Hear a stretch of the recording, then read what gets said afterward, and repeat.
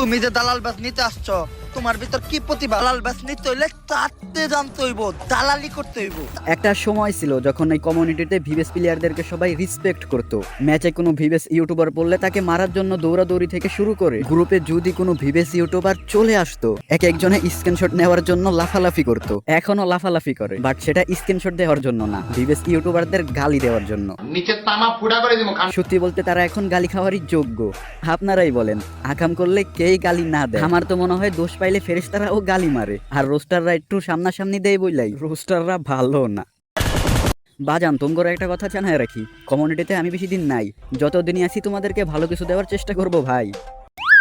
এই দালাল ব্যাচের লগে গেম প্লের কোনো সম্পর্ক নাই। বাজান, আমি আছি আপন, সাথে আছে ওমর। আজকে সরাসরি কি হবে কিছু দালালদের পক্ষে বরাবর।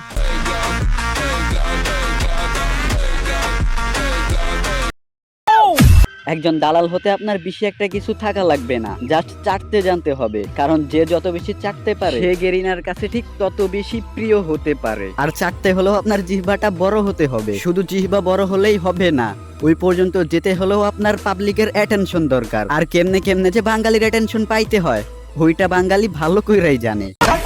কেউ কেউ তো আছে রোস্টারদেরকে গালি দিয়ে অ্যাটেনশন পায়, আবার কেউ কেউ তো আম জনতারে বুকাচুদা বানায় অ্যাটেনশন পায়, আবার কেউ কেউ তো আছে যারা কিনা হস করে আইসা নিজের ফেরেশতা প্রমাণ করতে চায়, আবার অনেকেই আছে যারা কিনা এই গেমটারে সিরিয়াসলি নিয়া স্পোর্টস খেলতে চায়। গেরিনার মায়ের বাপ তখনই গেমটা ব্যান হয়ে যায়।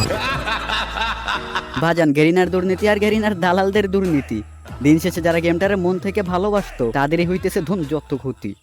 বাট যখন কিনা ভিউজ নেওয়ার জন্য ইউটিউবাররা গেইনার মডারেটরদের পা ধরে কান্নাকাটি করতেছিল, তখন এই রোস্টাররাই শুধুমাত্র নিজের প্রতিজ্ঞায় অটুট ছিল। চ্যানেলে স্ট্রাইক থেকে শুরু করে পুলিশ মামলার হুমকি। অনেকের তো আছে যাদের কিনা চ্যানেলই উড়াইয়া দিচ্ছে। চ্যানেলে একটা স্ট্রাইক উঠানোর আগে আরো একটা স্ট্রাইক। ইভেন এই রোস্টারদের চ্যানেলে গেরিনা থেকে ওই স্ট্রাইক পর্যন্ত আসছে। এরপরও এরা চুপ থাকে নাই, অলওয়েজ প্রতিবাদ করে গেছে।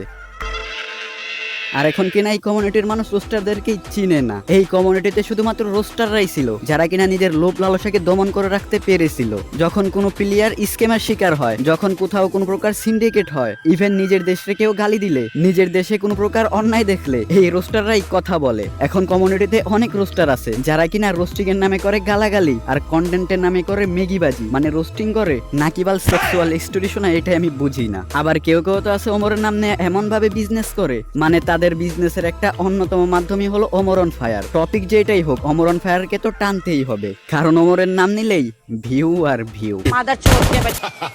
ভাজান, কমিউনিটিতে হয়তো বা আমি একজন যেই কিনা ওমরে নিয়ে এই ফার্স্ট টাইম ভিডিও দিলাম, যেই কিনা 2021 সাল থেকে নিয়ে 2026 মধ্যে ওমরে নিয়ে ফার্স্ট টাইম একটা ভিডিও দিতে, তাও কোনো প্রকার রিঅ্যাকশন না।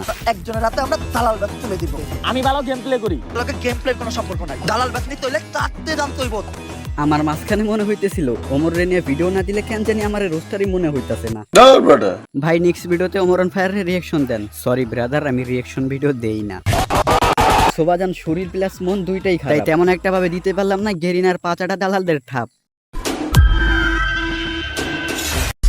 আরে দালালি বাদ দিয়া গুলিস্তানের মোড়ে গিয়া ভিক্ষা কর। ব্রেন বাজান ঠিকই আছে, অভাব শুধু শিক্ষা ধর।